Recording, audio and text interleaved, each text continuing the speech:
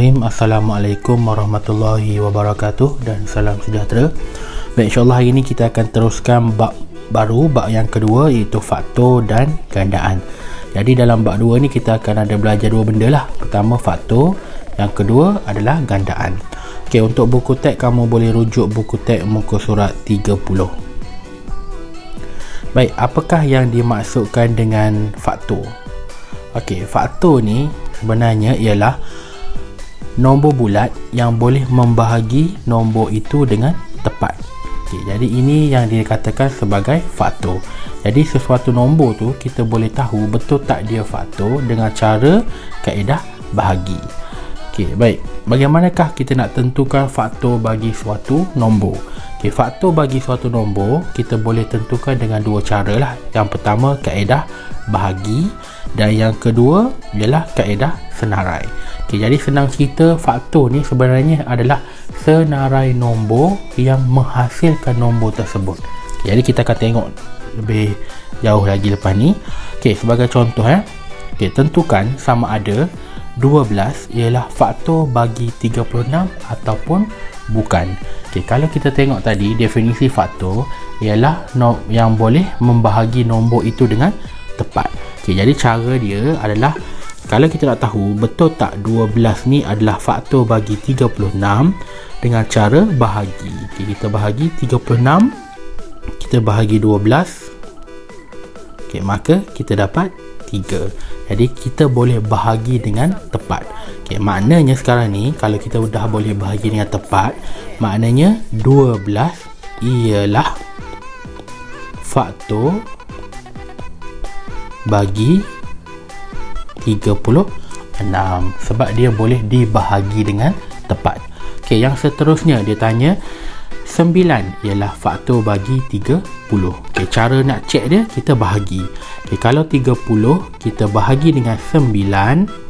Okey, 3 darab 9 27, maka ada baki. Okey, jadi bila ada baki, maknanya 30 ni tidak boleh dibahagi dengan 9 secara tepat. Sebabnya ada baki. Jadi bila tak boleh bahagi dengan tepat, maka 9 ni bukan faktor. Okay, jadi ni adalah cara untuk kita semak sama ada sesuatu nombor tu adalah faktor bagi nombor lain ataupun tidak. Okay, selain daripada tu, kita juga boleh gunakan kaedah senarai. Jadi apabila kamu tengok kaedah senarai ni, kamu akan lebih faham lagi sebenarnya apa maksud faktor. Okey, apa soalan dia minta? Senaraikan semua faktor bagi 18. Maknanya kita kena senaraikan apakah faktor bagi 18. Jadi kita kena senaraikan apakah nombor yang boleh dibahagi dengan 18. Okey, jadi senang nak cerita. Okey, faktor bagi 18 ni sebenarnya adalah kita senaraikan semua sifar yang menghasilkan 18. Okey, nak menghasilkan 18 kita ada 1 darab 18. Okey, apa lagi sifar yang boleh menghasilkan 18? Kita boleh buat 2 darab 9. Okey, 18. Okey, lagi 3 boleh darab dengan 6. Okey, 18 juga. Okey, seterusnya 4. Boleh tak 4 nak darab berapa supaya dapat 18? Tak ada kan? Okay, so kalau tak ada tak payahlah. Okay, jadi ni maksud dia, kita senaraikan semua sifar yang menghasilkan 18. Okay, bila dah senaraikan sifar yang menghasilkan 18, maka kita senaraikan nombor dia. Okay, jadi faktor bagi 18 ialah senaraikanlah semua nombor. Kita ada 1, 2, 3, 6, 9, 18. Inilah yang dikatakan sebagai faktor. Maksud dia adalah senarai nombor yang boleh dibahagi tepat dengan 18. Ataupun boleh juga kita guna kaedah ni, senarai sifar yang boleh menghasilkan 18. Okay, macam mana kita nak tahu betul ke tak 1, 2, 3, 6, 9, 8 ni faktor bagi 18? Okay, cara dia kita guna kaedah bahagi. Okey, baik. Seterusnya, apakah faktor perdana? Okey, pernah dengar faktor perdana? Okey, kita pernah dengar perkataan nombor perdana. Okay, jadi faktor perdana ni ialah faktor yang terdiri daripada nombor perdana. Kita dah tahu cara nak cari faktor. Sekarang faktor perdana pula. Maksud dia nombor, tapi nombor tersebut ialah nombor perdana. Okay, ingat balik apakah yang dimaksudkan dengan nombor perdana. Okay, nombor perdana ni ialah nombor yang tidak boleh dibahagi dengan sisi lain. Dia hanya boleh dibahagi dengan diri sendiri dan satu sahaja. Itu maksud nombor perdana. Jadi kalau senang nak ingat, cikgu bagilah. Ini adalah senarai nombor perdana yang popular lah, yang mana nombor perdana yang berada dalam lingkungan 100.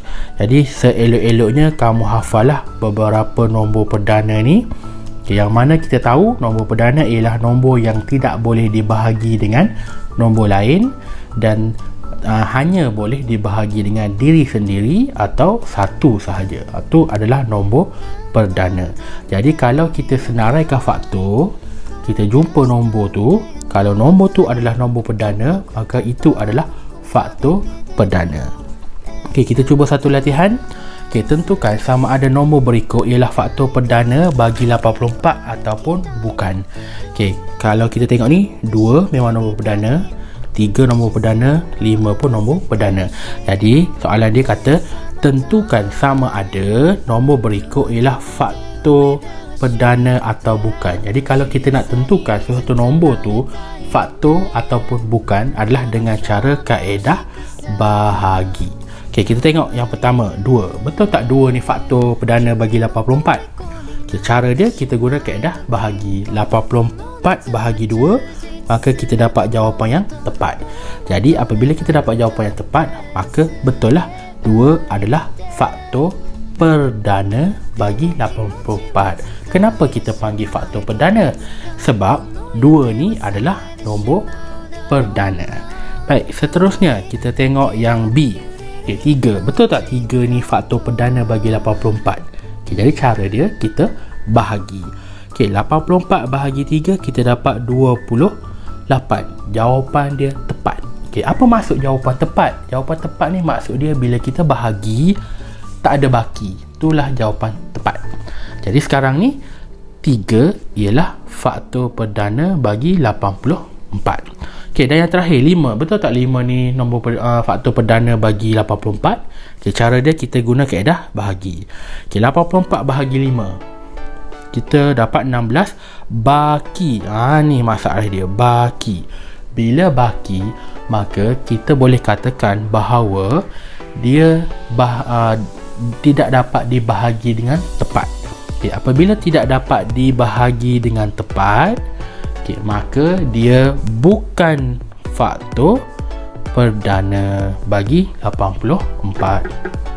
Okey, baik, kita cuba satu lagi contoh. Okey, contoh ni dia minta kita senaraikan semua faktor perdana bagi 72. Okey, semua faktor perdana bagi 72. Jadi kita kena guna kaedah senarai. Okey, 72. Kita kena fikirkan apakah sifir yang boleh menghasilkan 72. Semestinya 1 darab 72. Jadi untuk pengetahuan kamu, okay, 1 ni adalah faktor bagi semua nombor. Tak kira lah soalan keluar nombor berapa sekalipun, wajib ada 1. Okey, 1 darab 72, 72. Okey, lagi boleh tak test dengan 2? 2 boleh darab berapa supaya dapat 72? Tak tahu kan? Kita tak tahu, cubalah bahagi. 72 bahagi 2, kita dapat jawapan 36. Maka 2 boleh darab 36. Okey, 3 boleh tak 3? Cuba fikirkan 3 boleh darab berapa? Okey, cubalah 72 bahagi 3, maka kita dapat 24. Jadi 3 darab 24. Okey, seterusnya 4. Boleh tak 4? Nak tahu boleh ke tak boleh? Cuba guna kalkulator. 72 bahagi 4. Berapa dapat jawapan? Keluar jawapan 18. Jadi 4 darab 18, 72. Okey, 5 boleh tak 5? Cuba bahagi. 72 bahagi 5. Okey, tak dapat kan? Okey, jadi 5 bukan faktor lah. Okey, kita cuba yang seterusnya, 6. Okey, 6 darab berapa 72? 6 darab 12. Dan seterusnya 8 darab dengan 9. Okey, ni adalah senarai sifir yang menghasilkan 72.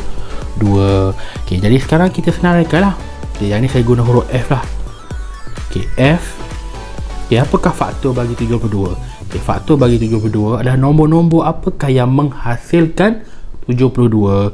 Jadi nombor-nombor yang menghasilkan 72 adalah 1, 2, 3, 4, 6, 8, 9, 12, 18, 24, 36 dan 72.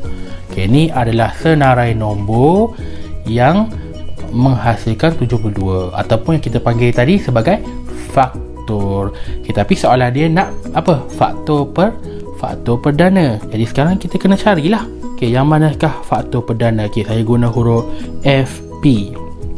Okey, faktor perdana ni ialah yang mana faktor ni adalah nombor perdana. Jadual yang cikgu bagi tadi, yang banyak-banyak tadi, nombor perdana dalam lingkungan 100 tadi. Jadi kat sini kita boleh tengok nombor perdana kat sini adalah 2 dan 3. Okey, kenapa yang lain bukan nombor perdana? Okey, sebabnya 4 boleh bahagi 2, 6 boleh bahagi 3, 8 boleh bahagi dengan 4, 9 boleh bahagi 3, 12 boleh bahagi 4. Yang nombor-nombor lain semua boleh bahagi dengan sifir lain. Tetapi nombor perdana ialah 2 dan 3 sahaja yang ada dalam ni. Jadi faktor perdana ialah 2 dan 3.